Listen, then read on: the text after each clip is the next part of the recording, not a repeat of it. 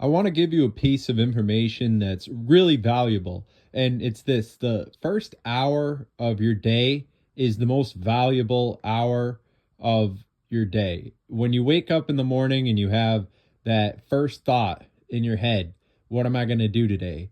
Well, that perspective that you have on the world from the moment that you wake up as you're getting ready for work or you're getting ready for whatever you do, the things that you do in the morning, they say a lot about who you are. I mean, if you don't have a job, then you're probably getting up at whatever hour and having whatever thought. But if you're getting up for a 9 to 5, well, you're going to be having specific thoughts as well. You're going to be more on a routine, more regimented, and it's important to have a certain level of discipline. I mean, if you have a full day that you could do whatever you want with, then it's important to find some way to get as much productivity out of that as possible, because there's really nothing worse than being a young man and looking back on like 7 years ago or something like that and thinking about all the things that you didn't do.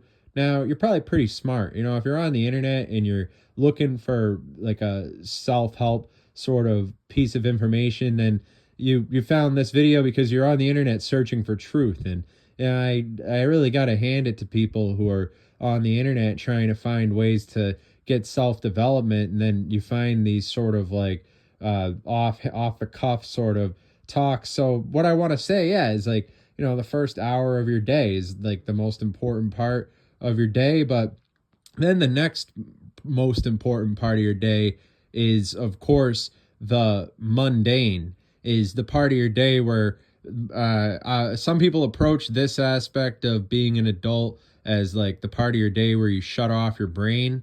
And then other people approach this aspect of their life as like trying to be super engaged in the world. But really, that's when you're the most a person, is like when you're fulfilling an obligation and you're on task of whatever task it is that you do according to the day that you've attributed yourself. I mean, you have certain aspects of your personality that you see as things that you want to develop on or things that you want to maintain. I mean, you have a certain perspective of yourself, and if you want to keep that perspective of yourself or your social status, possessions, what have you, are all things that are important that you want to maintain.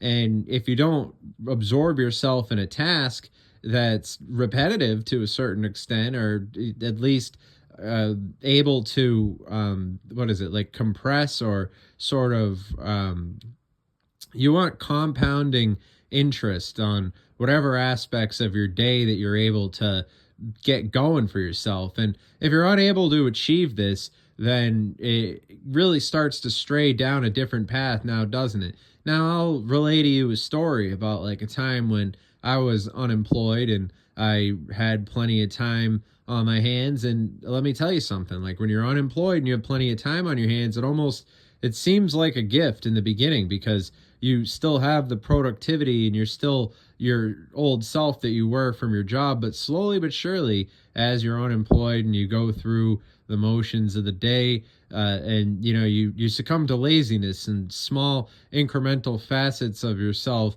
begin to fade away, and you succumb to all the different sins arranged from gluttony to just sloth, being able to sort of put something off till later and all that stuff. And it becomes more and more difficult to discuss these things as you become more of a matured adult, I guess, because it's like you almost feel like you need to hide them. People push that stuff to the back, or maybe they pull it to the forefront. But one thing is for sure that I'd say that you should probably think about is like there's like this cancerous idea. It really is like a form of cancer, is like worrying about how you feel. You shouldn't worry about how you feel. If you feel sad, as long as you're healthy, don't mind whether you're sad in the moment. Don't do anything to try to fix it.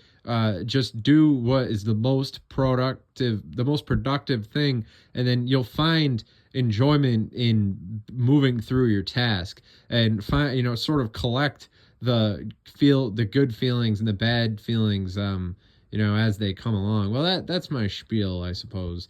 Just sort of the first hour of the day is just the time to think about what you're going to be doing that day.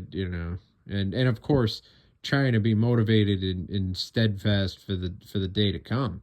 So in your quest to break free from the matrix, you should always think about where you're aligning yourself with, because as time goes on, you're gonna be faced with the energy that you create for yourself today.